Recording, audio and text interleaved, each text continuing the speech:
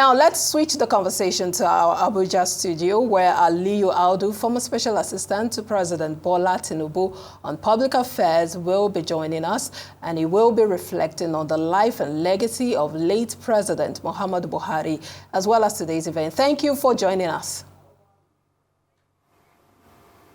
Thank you for having me. Good afternoon. Tell us how this news came to you and what your reaction was.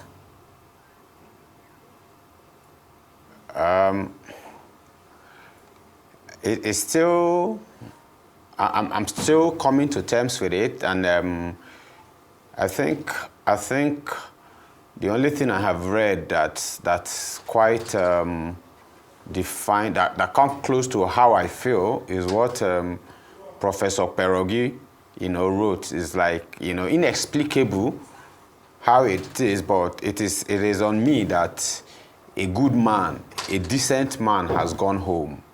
And I feel privileged to have been alive at a time where he lived. I grew up in Kogi State, then Kwara State, heard him being talked about with so much respect. And I was fortunate, blessed to have lived, to have been a member of the same political party, even work for his election and his re-election. And, and I watch him leave office and still maintain his simplicity, and you still see the humanity in him and the peace of mind. And I realize that, for centuries to come, President Muhammadu Buhari will be remembered in Africa. Of course, it's funny enough. While you were speaking, I couldn't help but look in your eyes, and it looked as though you were still in denial to an extent, based on the close relationship that you had with him. And even though the nation is mourning, we do extend our condolences to you as well. But when we were interacting with our correspondent, Nisi Gabriel, we saw a mix of reactions from Nigerians. The dignitaries spoke highly of the late president, just like you did. But one that also stood out was a Nigerian on the street, actually, during the reaction taking. And I think he said something to the effect of, if he said if he expressed how he chose to feel, that he might be attacked. But I think he was recalling the pain or the toll that some of the policies might have had on him as an everyday Nigerian. How do we strike this balance for those that might feel a certain sense of recalling what they passed through during his years as president, and also the dignitaries who speaking very highly of him based on the close relationship that they had with him, like yourself? All right. Now, this I don't think it's even about a close relationship that I share with the late former president. I think it's about the knowledge of his person, and it's okay that people have, varying opinions about his death. The fact that they have an opinion alone, it means he evokes something in their subconsciousness. That's energy. Whatever direction the energy flow, any human whose death can evoke as much, energy as is living, it's a human who lives forever. But I can tell you that you have always said it. All the way up until 2020 and beyond, I have been on national televisions, and I have always said that my greatest disappointment with my generation is how we are not taking responsibility to enlighten the generation after us, the Gen Zs. And, they are born very smart. If you are one of those who believe in spirituality, you know that they are smarter than the generations, our generations and those ones we met. They are born that way. That's because they are said to be returning ancestors with a lot of knowledge. But the one thing they don't have the patience to do is to dig back into history and make a decision for themselves from facts and not carried on opinions of people who didn't have access to information, let alone fact, most times. And I mean, I'll pick one instance in the late former President Muhammadu Buhari's lifetime, especially when he was in office. You know, I'll pick the incidents of October 2020. Then I'll draw it backward into July, August, September, and even October. You know, it was everywhere that, you know, a lot of things were not right, just as it is today, just as it has always been. But a lot of young people wanted to act on emotions that were not theirs, emotions that were sold to them, unverified, and they acted on that. We were on national TV, we called for restraint. We asked for the young people to take a different approach, especially after the request had been met. If that had been taken in, before we talk about consequences of, I mean, can we look at, even God himself asked us to respect the laws of the land. I mean, you respect the laws. You met tradition. You can't fight tradition. You can't fight your nation. You don't have to like President Muhammadu Buhari, but as the president of over 200 million souls, he has the authority of God over them for that period. He doesn't have to be right, but he can be guided right by his followers. So I think most of the emotions are misplaced. And like I've known, I mean, in the times of Jesus, Anabi Isa alayhi salam wa salam, maybe, peace be upon him, and Prophet Muhammad, peace be upon him, Moses, all of the prophets in the books, people didn't believe in them in their time. I mean, a lot of Jews don't even believe Jesus was a prophet. I mean, they saw him as just a very solid follower of Moses. And he said it himself, that he didn't come to change the laws of his forefather, but he has only come to refine it. Time moves. We can't keep using expectation of yesterday to judge time. Let's appreciate the people we've met for keeping us. You know, it's the fact that we are not living from the point of gratitude that concerns me.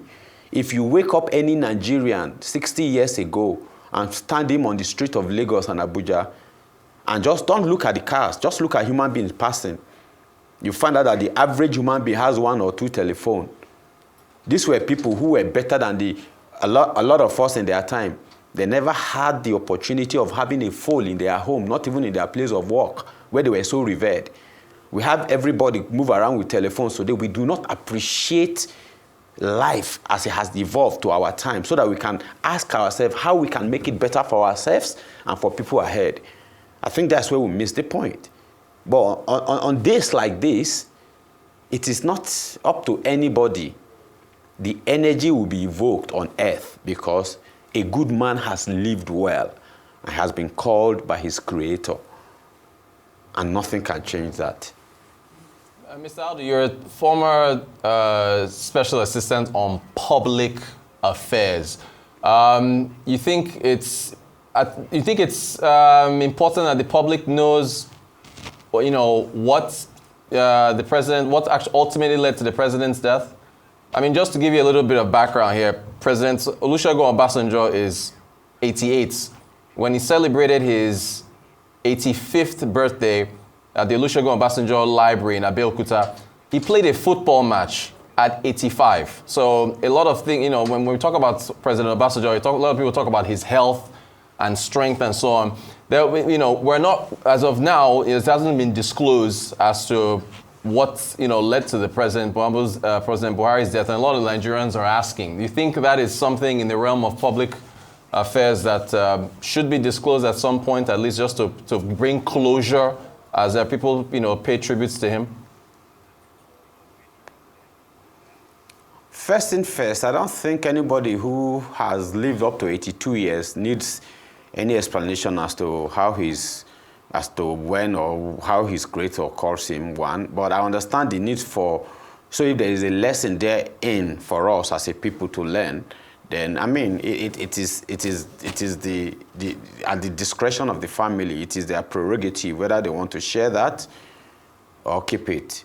However, I don't think, I mean, life isn't about comparison, and we must learn this. It's the things that matters to our current being. Is this I pass my neighbor mentality? Obasanjo is Obasanjo, Buhari is Buhari. I mean, there are a lot of people today who will tell you that you can't compare both. They might have been head of state and two-time democratically elected presidents. You can't compare both. So I'm not, just to be clear, I'm not... One name commands respect. True, yes. Just to be clear, I'm not comparing. What I'm saying is that at the age of 80, you are still a strong and vibrant individual. I mean, people in Japan, the average age in Japan is 80, right? For the so I'm not saying... Yeah, go ahead. As Buhari a public figure, as an elected public figure... Buhari is neither Japanese nor is Obasanjo a topic of discussion today. And let me tell you, Jesus Christ died at the age of 33. Alayhi salam wa salam. Prophet Muhammad died at the age of 60-something. Buhari 82. You want to ask why he died at 82? Do I smell that? Mr. Audu, I said as a public figure, an elected official for Nigeria, and like I said, the family has decided not to disclose it. That is fine. But I'm saying you are someone who is in the realm of public affairs. So I'm saying as a public affairs special assistant, does the public have a right to know what happened, is what I'm saying. Let's leave it at that. So what brought about the mention of Obasanjo? Because President Buhari passed away at 82, and 82 is still essentially a young age for an individual, because the average life expectancy in Nigeria is 50, right? So, or 60. It is higher in other nations because based on quality of life. So what I'm saying is you can still be expected to live a vibrant life well past your 80s. That is the point I'm making. So it is about transparency.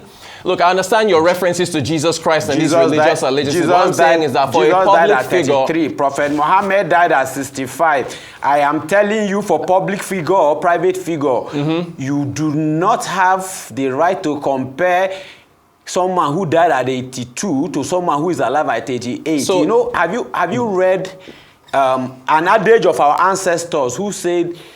I mean, they would rather live 1 year an animal than live 20 years another animal. It applies. All right, let's leave all that because we're honoring the late former president right here today, and so we don't want to go into all of those arguments. He has made his point and you've made yours too. And so let's keep it on that. Yeah, so what do you think the former president, the former late president, would want to be remembered for? What would you say was his most outstanding contribution to Nigeria?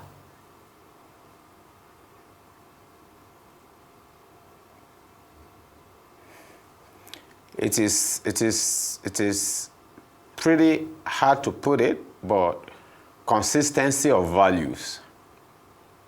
Consistency of values. It is pretty difficult to live through the 1940s all the way to the 60s, to the 80s, to the 2010, 12, become president at 15, and leave office at 2023. I mean, values have changed over the 80 years, 8 decades. Values in human beings, value of human beings for themselves and for God and for others have changed over the period. And this man was a minister of petroleum. He was a governor of a region. He was, take away all the other positions he held internally in the military. I'm talking about public positions now. Then he was head of state. I mean, let's remember that the 2 times he was called upon, it was on the ground that at least a sizable number of people who knew him believed they knew him well enough that he was a solution to an existing problem. 2 times he served that. Let's appreciate that.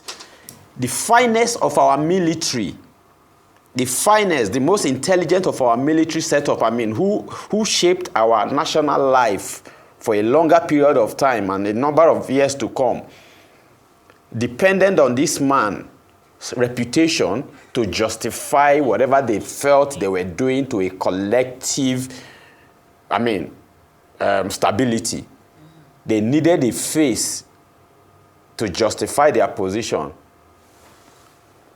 Major General Muhammadu Buhari was that face. When we look at what happened to our economy between 2006 to 2012, when you look at how much we earned between 2010 to 2012 as a nation, and if you look at all of the wastage, despite the warning of the Minister of Finance, the CBN governor, international communities, up until 2013, 2014, when we collectively agreed as a nation that we needed to change direction, there was only one man that we felt could do that, or a sizable number of us felt could do that. At least 15 million people went to the polls to say they believe he could be the one. Indeed. It was late former President Muhammadu Buhari.